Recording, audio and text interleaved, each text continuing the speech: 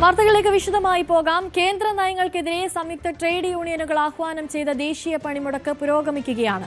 കേന്ദ്ര സർക്കാർ കൊണ്ടുവന്ന 4 തൊഴിൽ കോഡുകൾ പിൻവലിക്കുക, മഹാത്മാഗാന്ധി ഗ്രാമീണ തൊഴിലുറപ്പ് പദ്ധതി പുനഃസ്ഥാപിക്കുക തുടങ്ങിയ ആവശ്യങ്ങൾ ഉന്നയിച്ചാണ് BMS ഒഴികെയുള്ള ട്രേഡ് യൂണിയനുകൾ പണിമുടക്കുന്നത്.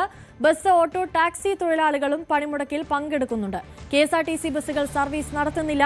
പണിമുടക്കിന് സംസ്ഥാന സർക്കാർ ഡയസ് നോൺ പ്രഖ്യാപിച്ചിട്ടുണ്ട്. കൂടുതൽ വിവരങ്ങളുമായി തിരുവനന്തപുരത്ത് നിന്ന് ഡാൻ കുര്യൻ, കൊച്ചിയിൽ നിന്ന് ഡാനി പോൾ, മലപ്പുറത്ത് നിന്ന് CV അനുമോദ്, കോട്ടയത്ത് നിന്ന് G ശ്രീജിത്ത് എന്നിവർ ചേരുന്നുണ്ട്. ആദ്യം നമുക്ക് ഡാൻ കുര്യനിലേക്ക് പോകാം. ഡാൻ, നിലവിലെ സാഹചര്യം എന്താണ്? പണിമുടക്ക് പൂർണ്ണമാണോ? തിരുവനന്തപുരം നഗരത്തിൽ ഇപ്പോൾ വാഹനങ്ങളൊക്കെ ഓടുന്നുണ്ടോ? എന്താണ് സാഹചര്യം?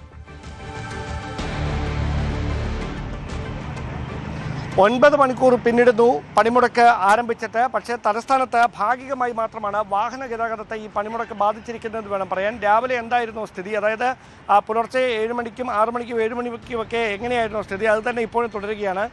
ഓട്ടോകൾ, അതോടൊപ്പം മറ്റ് സ്വകാര്യ വാഹനങ്ങളൊക്കെ നിരത്തിൽ ഉണ്ട്. പക്ഷേ കടകമ്പോളങ്ങൾ ഏറെക്കുറെ പൂർണ്ണമായി തന്നെ അടഞ്ഞു കിടക്കുകയാണ്. അതാണ് ആളുകളെ വലയ്ക്കുന്ന ഒരു പ്രധാനപ്പെട്ട കാര്യം.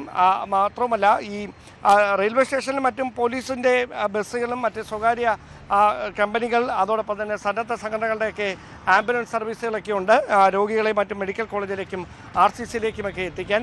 പക്ഷേ ഇതറിയാതെ, സമരമാണെന്നറിയാതെ അന്യനാടുകളിൽ നിന്ന് ഇവിടേക്ക് എത്തിയവരുണ്ട്. ശബരിമല തീർത്ഥാടനത്തിനായി പോകാൻ എത്തിയവരുണ്ട്. അവർക്കൊക്കെ തടസ്സമില്ലാതെ പോകാനുള്ള അവസരം ഒരുക്കുമെന്നാണ് പറയുന്നത്. പക്ഷേ ഞാനിപ്പോൾ നിൽക്കുന്നത് തമ്പാനൂർ KSRTC ബസ് സ്റ്റാൻഡിലാണ്. ഇവിടെ മുഴുവൻ ബസ്സുകളും നിർത്തിയിട്ടിരിക്കുകയാണ്.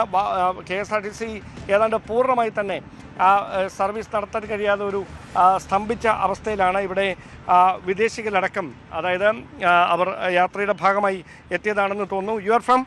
I'm from Poland. Poland? Poland, yes. Your name? Alexandra. Okay. You're going to? I'm going to Shivananda Ashram. Okay. How will you go? There is strike? Now I don't know. I'm thinking.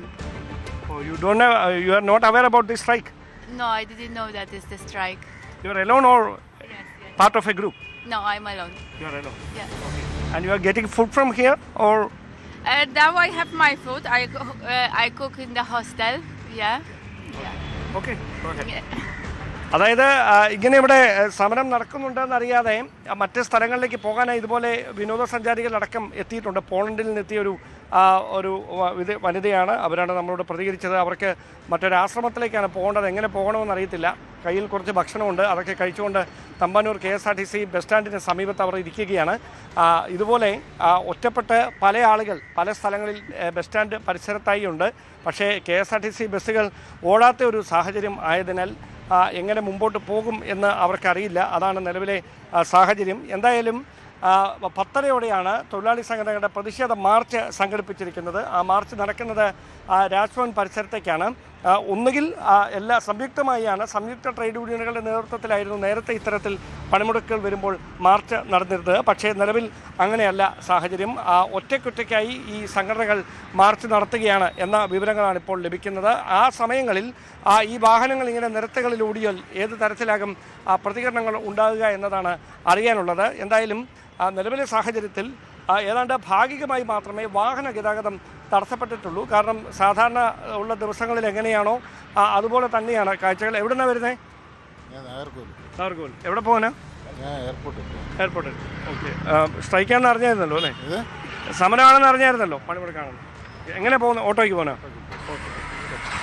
അപ്പോൾ അത്തരത്തിൽ ഈ എയർപോർട്ടിലേക്ക് മറ്റും പോകാനുള്ള യാത്രക്കാരൊക്കെ ഉണ്ട്.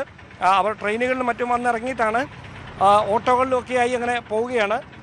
മറ്റ് തടസ്സങ്ങൾ നിലവിലില്ല. പക്ഷേ ഞാൻ നേരത്തെ സൂചിപ്പിച്ച പോലെ ഈ തൊഴിലാളി സംഘടനകൾ സംഘടിച്ച പ്രതിഷേധവുമായി 10:30 രാജ്ഭവൻ പരിസരം കേന്ദ്രമാക്കിയുള്ള മാർച്ചുമായി മുമ്പോട്ട് വരുന്ന സാഹചര്യത്തിൽ അങ്ങനെ ഒരു സമയത്ത് ഈ പ്രതിഷേധങ്ങൾ എങ്ങനെ അതിനെ കാണും, അതിനോട് എങ്ങനെ പ്രതികരിക്കും എന്നതാണ് ഇനി അറിയാനുള്ളത്.